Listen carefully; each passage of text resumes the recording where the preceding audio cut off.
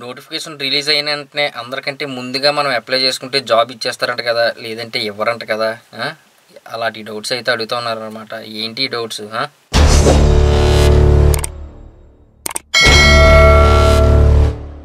రీసెంట్గా మనకి ఈ 2024 సంబంధించి భారీ నోటిఫికేషన్ అయితే రిలీజ్ అయిందండి. పోస్టులు అయితే చాలా ఎక్కువ తీశారనమాట. మీ అందరికీ తెలిసి ఇండియా పోస్ట్ జీడిఎస్ అనమాట. అయితే ఇందులో మీకు లాస్ట్ డేట్ అయితే ఉంది మనకి. వచ్చే నెల అంటే ఆగస్టు 8వ తారీఖు వరకు కూడా మనకైతే 5వ తారీఖు వరకు మనకు లాస్ట్ డేట్ అయితే ఉంది. అయితే మీరు ఒకసారి నోటిఫికేషన్ అయితే చదువుతాను, మీకు డెమో కూడా చూపిస్తానులేండి పూర్తిగా. అయితే మీకు ఇందులో 44,228 పోస్టులు అయితే తీశారనమాట. అయితే మనకు కేవలం కావాల్సినవి ఓన్లీ ఆంధ్రప్రదేశ్, తెలంగాణ వరకు మాత్రమే. కాబట్టి ఆంధ్రప్రదేశ్కి అయితే 1355 పోస్టులు అయితే ఉన్నాయి. అలాగే తెలంగాణకి అయితే 981 పోస్టులు అయితే ఉన్నాయి అనమాట. ఇది ఫీజు డీటెయిల్స్కి వస్తే ఫీజు పేమెంట్ అనమాట. చాలామంది నిన్న కాల్ చేసి అడిగారనమాట, ప్రతి ఒక్కరికి కూడా 100 రూపాయలు ఫీజు అనేది ఉంది కదా, అది కట్టాలా అని చెప్పేసి. అవసరం లేదు. ఇందులో ఏంటంటే వాళ్ళు మెన్షన్ చేసింది పీడబ్ల్యూడీ క్యాండిడేట్స్ అంటే డిజేబిలిటీ క్యాండిడేట్స్కి కానీ, ఎస్సీ ఎస్టీ వారికి కానీ, ఫీమేల్ క్యాండిడేట్స్కి కానీ ఇలాంటి వాళ్ళకైతే ఫీజు అనేది అవసరం లేదు. ఓన్లీ అప్లికేషన్ ఫిల్ చేసి సబ్మిట్ చేస్తే సరిపోతుంది. మిగతా వాళ్ళందరికంటే మెయిల్ క్యాండిడేట్స్ కానీ, అదర్ క్యాండిడేట్స్ కానీ ఇలాంటి వాళ్ళు అయితే 100 రూపాయలు అయితే ఫీజు అయితే మనం పే చేయాలి. అయితే ఇప్పుడు ప్రజెంట్ మీరు అప్లికేషన్ అనేది సబ్మిట్ చేస్తారనుకోండి, మీకు ఏదైనా రాంగ్ అని ఉందనుకోండి, ఎడిట్ అయితే ఇప్పుడు చేసుకోలేరు అనమాట. మనకు 5వ తారీఖు వరకు అంటే ఆగస్టు 5వ తారీఖు వరకు లాస్ట్ డేట్ అయితే ఉంది. కాబట్టి 6వ తారీఖు నుంచి 8వ తారీఖు వరకు ఆగస్టు ఆ డేట్లో అయితే మీరు అప్లికేషన్ మాడిఫై అయితే చేసుకోవచ్చు, ఏమైనా రాంగ్ ఉంటే కనుక. ఇంకా ఏజ్ వచ్చేసి మీకు 18 సంవత్సరాల నుంచి 40 సంవత్సరాల వరకు ఉండాలి. అలాగే మీకు ఎస్సీ ఎస్టీ వరకు అయితే 5 సంవత్సరాల ఏజ్ రిలాక్సేషన్స్ అయితే ఉంటుంది. అలాగే మీకు ఓబీసీ క్యాండిడేట్స్ అయితే కనుక 3 ఇయర్స్ అయితే ఉంటుంది అనమాట. ఒకసారి చెక్ చేయండి. నెక్స్ట్ ఇక అయితే ఈ వీడియో కింద డిస్క్రిప్షన్లో మీకు డైరెక్ట్ లింక్ అయితే పెడతాను. ఒకసారి మీరు మీ జిల్లాలో పోస్టులు ఎన్ని ఉన్నాయి అనేది ఒకసారి చెక్ చేసుకోండి. అంటే జిల్లా వైజ్ కూడా మనం అయితే చూసుకోవచ్చు. చూసుకున్న తర్వాత మీరు అప్లై అయితే చేసుకోవచ్చు. అయితే మా విలేజ్లో లేదు కదా, మా దగ్గరలో విలేజ్ లేదు కదా అని చెప్పేసి అంటూ ఉంటారు. మీరు మీ డిస్ట్రిక్ట్లో ఉన్న అదర్ విలేజెస్కి కూడా మీరు అయితే అప్లై చేసుకోవచ్చు. కాకపోతే మీకు ఒకవేళ ఇన్ కేసు జాబ్ వచ్చింది అనుకోండి, ట్రాన్స్ఫర్ అనేది ఉంటుంది కదా, ఒక 2-3 నెలల్లోనే ట్రాన్స్ఫర్ అనేది పెట్టుకుంటే మీ విలేజ్కి కానీ మీ పక్క విలేజ్కి కానీ పెట్టుకోవచ్చు. అయితే ఇక్కడ 10th క్లాస్ మెరిట్ ఆధారంగానే వీళ్ళైతే తీస్తారనమాట. 10th క్లాస్లో ఎక్కువ మార్కులు రావాలి. మరి 2 మార్కులు రావాలి అంటే మ్యాక్సిమం 500 అబోవ్ వచ్చిన వాళ్ళందరూ కూడా చేసుకోండి. అంటే 8 పాయింట్స్ అబోవ్. అంటే తక్కువగా వచ్చిన వారు చేసుకోవద్దని కాదు, కాకపోతే అవకాశం అనేది కొద్దిగా తక్కువగానే ఉంటుంది అనమాట, తక్కువ వచ్చిన వాళ్ళకి మార్క్స్. కాబట్టి అప్లై చేయండి. ప్రతి ఒక్కరు తప్పే ఉంది, అప్లై చేయడంలో తప్పేం లేదు. కాబట్టి అయితే గతంలో ఈ జీడిఎస్ పోస్టులకి అయితే ప్రతి ఇయర్ కూడా తీస్తూ ఉంటారు కదా. గతంలో ఎప్పుడైనా మీరు పెట్టున్నారనుకోండి ఈ జీడిఎస్ పోస్టులకి, ఇండియా పోస్ట్ జీడిఎస్ పోస్టులకి, మీకంటే అప్పుడు రిజిస్ట్రేషన్ అయ్యి ఉంటారు. మీకు లాగిన్ ఐడి పాస్వర్డ్ అనేది ఉంటుంది. దాని ద్వారా మీరు లాగిన్ అయ్యి డైరెక్ట్గా చేసేసుకోవచ్చు. కొత్త క్యాండిడేట్స్ అయితే కనుక రిజిస్ట్రేషన్ చేసుకోవాలి ఫస్ట్, ఓకేనా. అయితే మీకు డెమోలో రిజిస్ట్రేషన్తో సహా మీకు మిగతా ప్రాసెస్ అంతా కూడా చెప్తాను. జాగ్రత్తగా చూసి అయితే మీరు అప్లై చేసుకోండి, ఓకేనా. ఇంకా వీడియో మీద ఏమైనా డౌట్స్ ఉంటే కనుక కింద కామెంట్ సెక్షన్లో అయితే మెన్షన్ చేయండి. వీడియో నచ్చితే ఖచ్చితంగా లైక్ చేయండి. అలాగే మన ఛానల్ మాత్రం సబ్స్క్రైబ్ చేసుకోవడం మర్చిపోవద్దు. ఈ వీడియో కింద డిస్క్రిప్షన్లో లింక్ అయితే ఇచ్చాను, ఒకసారి క్లిక్ చేయండి. క్లిక్ చేసిన తర్వాత మీకు మీరు తెలంగాణ కానీ లేదంటే ఆంధ్రప్రదేశ్ కానీ రెండు చూసుకోండి. ఇక్కడ మీకు స్టేట్స్ అన్నీ కనబడుతూ ఉంటాయి. ఒకవేళ మీరు ఆంధ్రప్రదేశ్ అనుకోండి, దీన్ని క్లిక్ చేయండి. క్లిక్ చేసిన తర్వాత మీ జిల్లాలో ఎన్ని పోస్టులు ఉన్నాయనేది ఫస్ట్ మీరైతే సెలెక్ట్ చేసుకోవాల్సి ఉంటుంది. అంటే అదర్ జిల్లా కూడా పెట్టుకోవచ్చు, అది మీ ఇష్టం. నేనైతే జస్ట్ విశాఖపట్నం అని చెప్పేసి నేనైతే ఇక్కడ సెలెక్ట్ చేశాను. చూద్దాం విశాఖపట్నానికి. ఇక్కడ మీకు సెలెక్ట్ డివిజన్ అని చెప్పేసి ఉంది కదా, ఇందులో మీకు అన్నీ కనిపిస్తాయి అన్నమాట. ఇందులో నేను విశాఖపట్నం సెలెక్ట్ చేసి వ్యూ పోస్ట్ అని చెప్పేసి క్లిక్ చేశాను.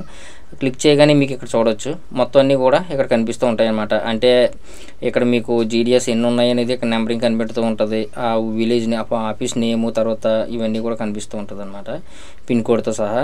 చూసుకున్న తర్వాత మీరు అప్లై చేయండి. అయితే ఇక్కడ ఫస్ట్ మనం రిజిస్ట్రేషన్ అవ్వాలంటే కొత్త క్యాండిడేట్స్ అయితే కనుక రిజిస్ట్రేషన్ అయితే అవ్వాలి. ఇక్కడ రిజిస్ట్రేషన్ అని చెప్పేసి ఉంది కదా, దీన్ని క్లిక్ చేద్దాం. తర్వాత అప్లై ఆన్లైన్ అనమాట. ఇక్కడ మీరు చూడొచ్చు మొబైల్ నెంబర్ ఇస్తారు, వ్యాలిడేట్ అయితే చేస్తారు, ఓటీపీ వెళ్తుంది అనమాట. అలాగే ఈమెయిల్ ఐడి కూడా ఓటీపీ ఇచ్చి వ్యాలిడేట్ చేయండి. తర్వాత యాజ్ పర్ ఎస్ఎస్సి మాత్రమే మనం నేమ్ అయితే ఇక్కడ ఎంటర్ చేయాలి. ఫాదర్ నేమ్ కూడా సేమ్ అంతే, date of birth, gender, next మీరు ఇక్కడ ఓబీసీ సర్టిఫికేట్ ఉంటే కనుక ఇక్కడ ఓబీసీ అని పెట్టండి, లేదంటే అన్రిజర్వ్డ్ అనమాట. తర్వాత సర్కిల్, మీరు ఏ సర్కిల్ అనేది ఇక్కడ సెలెక్ట్ చేసుకొని తర్వాత మీరు ఎస్ఎస్సి ఎప్పుడు పాస్ అయ్యారు అనేది అది కూడా మెన్షన్ చేయండి. ఇక్కడ ఉన్న క్యాప్షన్ ఎంటర్ చేసి సబ్మిట్ చేయండి. సబ్మిట్ చేయగానే మనకి లోడింగ్ తీసుకుంటుంది. తీసుకొని ఫస్ట్ రిజిస్ట్రేషన్ అనేది కంప్లీట్ అయిపోయింది. ఓకేనా, కంటిన్యూ డీటెయిల్స్ అని చెప్పేసి అయితే అడుగుతున్నారు. ఫిల్ ద డీటెయిల్స్ అని చెప్పేసి అడుగుతున్నారు. దీన్ని ఓకే చేసేయండి. ఇక్కడ మీ ఆధార్ నెంబర్ ఎంటర్ చేయండి. తర్వాత మీ యొక్క డిజేబిలిటీ ఉందా లేదా, ఒకవేళ నో ఎస్ అని కానీ ఇచ్చారనుకోండి ఇక్కడ డిజేబిలిటీ అయితే మనం ఇవ్వాలి. ఒకవేళ నో ఇస్తే కనుక అవసరం లేదు. ఓకేనా, అయితే ఇక్కడ వెదర్ ఎంప్లాయిడ్ అని చెప్పేసి అయితే అడుగుతున్నారు. అయితే ఎస్, నో అయితే నో పెట్టేసుకోండి. నేను నో పెట్టేసుకున్నాను. తర్వాత ఇక్కడ మన ఫోటో అనేది అప్లోడ్ చేయాలి. ఓకేనా, ఇక్కడ మీరు చూసుకున్నట్లయితే 200 230 పిక్సెల్లో ఉండాలి. సైజ్ వచ్చేసి 50 KB లోపల అయితే ఉండాలి. 200 DPIలో అయితే ఉండాలన్నమాట. ఓకేనా, సిగ్నేచర్ కూడా సేమ్ అలాగే 140 60 చూసుకోండి. ఇది 20 KB లోపల అయితే ఉండాలి. ఓకేనా, ఈ రెండు కూడా అప్లోడ్ చేయండి. అప్లోడ్ చేసి సబ్మిట్ చేసేయండి. ఇక్కడ మీకు సెకండరీ స్కూల్ లాంగ్వేజ్ ఏంటి అని చెప్పేసి అడుగుతున్నారు. ఇక్కడ మీరైతే చూస్ చేసుకోండి. ఇక్కడ తెలుగా లేకపోతే ఇంగ్లీషా ఏంటి. ఓకేనా, ఇక్కడ లాంగ్వేజ్ మీద టిక్ మార్క్ చేసుకొని ఓకే చేయండి. ఓకే చేస్తే మీకు ఇక్కడ వస్తుంది అనమాట. ఓకేనా, లాస్ట్లో మీకు సబ్మిట్ అనే బటన్ ఉంటుంది, దీన్ని క్లిక్ చేసేయండి. క్లిక్ చేయగానే మనకి డీటెయిల్స్ అన్నీ ఒకసారి చూపిస్తుంది. ఒకవేళ కరెక్ట్గా ఉన్నాయి లేదనేది ఒకసారి చూసుకోండి జాగ్రత్తగా. ఓకేనా, ఎందుకంటే మళ్ళీ తర్వాత మనం మాడిఫై చేసుకోలేము. ఓకేనా, ఐ హీర్డ్ బై అని చిన్న చెక్ బాక్స్ అయితే ఉంటుంది, దీని మీద టిక్ చేసుకొని సబ్మిట్ చేసేయండి. డియర్ క్యాండిడేట్స్ రిజిస్ట్రేషన్ సక్సెస్ఫుల్ అని చెప్పేసి మనకు ఒక నెంబర్ అయితే వస్తుంది అనమాట. దీన్ని మీరు కాపీ చేసుకోండి, లేదంటే స్క్రీన్ షాట్ తీసుకోండి. ఇక్కడ కంటిన్యూ టు అప్లై అని చెప్పేసి ఉంది కదా, దీన్ని క్లిక్ చేయండి. చూడండి మనకి మళ్ళీ ఈ విధంగా అయితే మనకు కనిపిస్తూ ఉంటుంది. ఇక్కడ సర్కిల్ అప్లయింగ్ ఫర్ అంటే మీరు ఏ రాష్ట్రానికి మీరు అప్లై చేయాలనుకుంటున్నారు అని చెప్పేసి అయితే అడుగుతున్నారు. ఇక్కడ సెలెక్ట్ చేసుకోండి, సబ్మిట్ చేసేయండి. మళ్ళీ మనకు లోడింగ్ తీసుకుంటుంది. OTP send to register mobile number అని చెప్పేసి అయితే అంటున్నారు. మళ్ళీ మనకు ఓటీపీ అయితే వస్తుంది అనమాట. దీన్ని ఓకే చేయండి. మనం ఇక్కడ ఓటీపీని అయితే వెరిఫై చేద్దాం. చూడండి, ఓటీపీని ఇచ్చి ఇక్కడ ఉన్న క్యాప్షన్ ఎంటర్ చేసి నెక్స్ట్ అనే బటన్ అయితే క్లిక్ చేయండి. చూడండి, క్లిక్ చేయగానే మనకి అప్లికేషన్ ఫామ్ అయితే ఓపెన్ అవుతుంది అనమాట. ఇక్కడ నుంచి మనం అడ్రస్ అనేది ఫిల్ చేయాలి. ఓకేనా, ఇక్కడ డోర్ నెంబరు, స్ట్రీటు, విలేజ్, తర్వాత మీ యొక్క పంచాయతీ లేదా మండలం అనమాట. తర్వాత మీ యొక్క పిన్ కోడ్. ఓకేనా, ఈ రెండు అడ్రస్ సేమ్ ఒకటైతే కనుక ఇక్కడ టిక్ మార్క్ చేసుకున్నారనుకోండి ఇక్కడికి వచ్చేస్తాయి అనమాట, ఇక్కడ యాడ్ అయిపోతాయి. ఓకేనా, ఇక్కడ క్వాలిఫికేషన్ డీటెయిల్స్ అయితే అడుగుతున్నారు. ఇక్కడ circle in which 10th pass అని చెప్పేసి అడుగుతున్నారు. ఇక్కడ ఆంధ్రప్రదేశ్ అని వస్తుంది ఆటోమేటిక్గా, ఎందుకంటే మీరు ఫస్ట్ ఇచ్చారు కాబట్టి.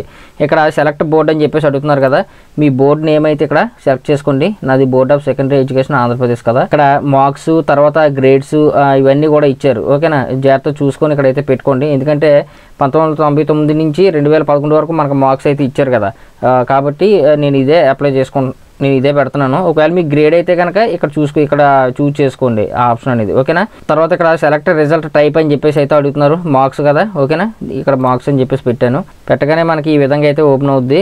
మీరు ఇక్కడ ఫస్ట్ లాంగ్వేజ్ చూస్ చేసుకోవాలి, అలాగే సెకండ్ లాంగ్వేజ్ కూడా చూస్ చేసుకోవాలి. తర్వాత మీ యొక్క లాంగ్వేజ్లో ఇంగ్లీష్ ఎంత వచ్చింది, 100కి ఎన్ని వచ్చాయి, అలాగే మ్యాథమెటిక్స్, సైన్స్, సోషల్ స్టడీస్ ఇవన్నీ కూడా టోటల్గా ఇచ్చేయండి. మీకు CGPA లేకపోతే ఇక్కడ ఖాళీగా వదిలేయవచ్చు అని చెప్పేసి అయితే మనకి ఇక్కడ ఇచ్చారు కదా.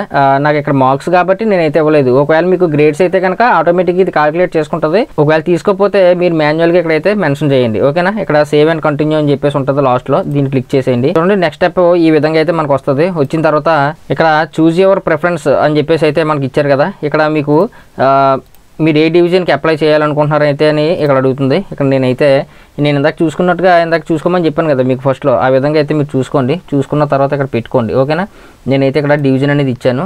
ఆ డివిజన్లో మీకు ఏంటి మొత్తం టోటల్గా చాలా వరకు ఉంటాయన్నమాట. ఇక్కడ ఆప్షన్స్ అయితే మనం ఇచ్చుకోవాలి. పోస్ట్ ప్రిఫరెన్స్ 1 2 3 4 అలా ఇచ్చుకోవాలి. సరే, ఇక్కడ చాలా పేజెస్ అయితే ఉంటాయన్నమాట. దీని మీద క్లిక్ చేశారనుకోండి మీకు రెండో పేజీలో ఏమున్నాయని కనిపిస్తుంది, అలాగే మూడో పేజీలో ఏమున్నాయని చెప్పేసి కనిపిస్తుంది.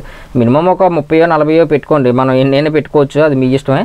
మీకు ఇక్కడ ఆప్షన్ నచ్చింది అనుకోండి, ఇక్కడ 1 2 తర్వాత ఇక్కడ 3 అక్కడ 4 అలాగా 5 అలాగా ఒక ఎన్నైతే అన్ని మీరైతే ఇచ్చేసుకోండి. ఓకేనా, చూసుకోవచ్చు అనమాట. నేనైతే మొత్తం టోటల్గా ఇచ్చేసాను. ఇచ్చిన తర్వాత కొద్ది కిందకి రండి. కిందకి వచ్చిన తర్వాత ఇక్కడ సెలెక్ట్ సర్కిల్ అని చెప్పేసి ఉంది కదా, ఇక్కడ ఆంధ్రప్రదేశ్ అనేది ఆటోమేటిక్ సెలెక్ట్ అవుతుంది. ఇది కూడా ఇక్కడ కావాలంటే ఇక్కడ మళ్ళీ మీరు మార్చుకోవడానికి అయితే అవకాశం ఉంటుంది. ఓకేనా, మనం ఫస్ట్లో ఇచ్చాము, లేదంటే మళ్ళీ మీరు ఇక్కడ మార్చుకోవచ్చు. ఓకేనా, అయితే ఇక్కడ డిక్లరేషన్ అని చెప్పేసి ఉంది కదా, ఐ హీర్డ్ బై అని చెప్పేసి ఉంది కదా, ఇక్కడ టిక్ మార్క్ చేసుకోండి.